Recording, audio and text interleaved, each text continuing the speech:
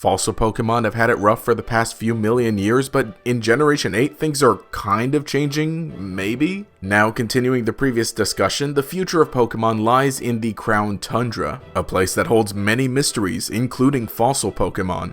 Both of the expansions will bring around a few hundred or more Pokemon to the Galar Pokédex, and way back in January when we were given a hint of what's to come, these image collages of Pokemon caught my eye. Notice Aurorus just chilling in the back. I will state now that this is literally all we know, but let me jump to some speculation.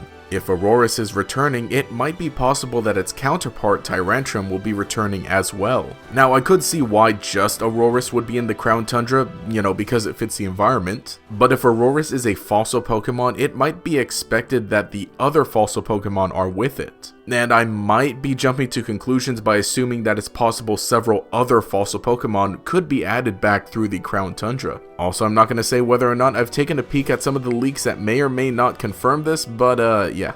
But the question then becomes, how will these Pokemon appear in the Crown Tundra? The basic idea would be that the fossil items return and that there would be a place where we can revive them. I think this would be fine, especially if the fossils are obtained through some kind of exploration, perhaps even as drops from the co-op expeditions. And I wouldn't be too upset if this turns out being the case. I think that having it in the post-game along with everything else in the Crown Tundra, it might work out fine. But this is the Crown Tundra we're talking about after all. Legendary Pokemon literally everywhere. We are brought to the Crown Tundra specifically to explore and research all of this phenomena. And so what if the fossil Pokemon are just there? What if fossil Pokemon are just roaming around in the various areas of the Crown Tundra, skipping the actual fossil items themselves? Could this be the idea I've wanted for so long? A place where fossil Pokemon can exist as wild Pokemon? Now I know this is all a bit of a stretch, but I've got a few ideas. In the anime, we've seen that there are some places where fossil Pokemon just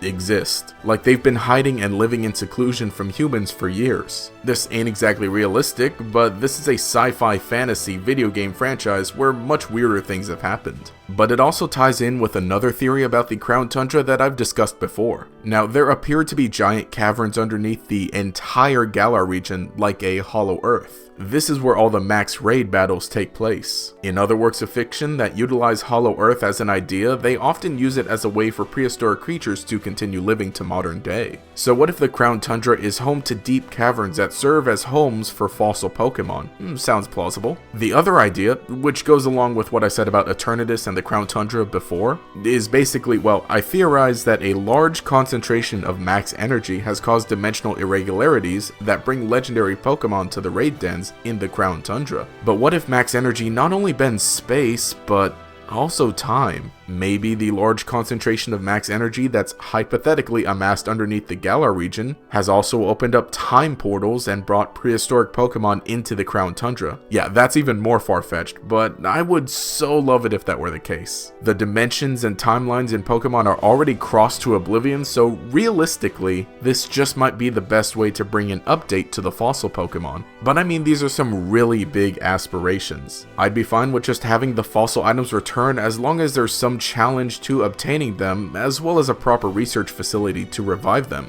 The point is, the Crown Tundra is a very mysterious place that houses unexplored secrets. But we for sure know that there are some fossil Pokemon there, either in the form of fossils or the Pokemon themselves. And they need our help, so let's suit up and save those fossil Pokemon. Ooh, it's cold, but hey, anyway, let me know what you think. What's going on in the Crown Tundra exactly, as we've kind of been discussing these past month or so, and what specifically is going on in terms of the fossil Pokemon. Are they here, or is it just fossils? Am I wasting my time? But yeah, leave a comment below. We'll continue the discussion down there. As you can tell with the whole save the fossil Pokemon thing, I was kind of going for, Jurassic World, Fallen Kingdom angle. I don't know exactly how far to go with that. As you can tell, I'm a big fan of Jurassic, but I don't know if, making people cry in this one was a good idea.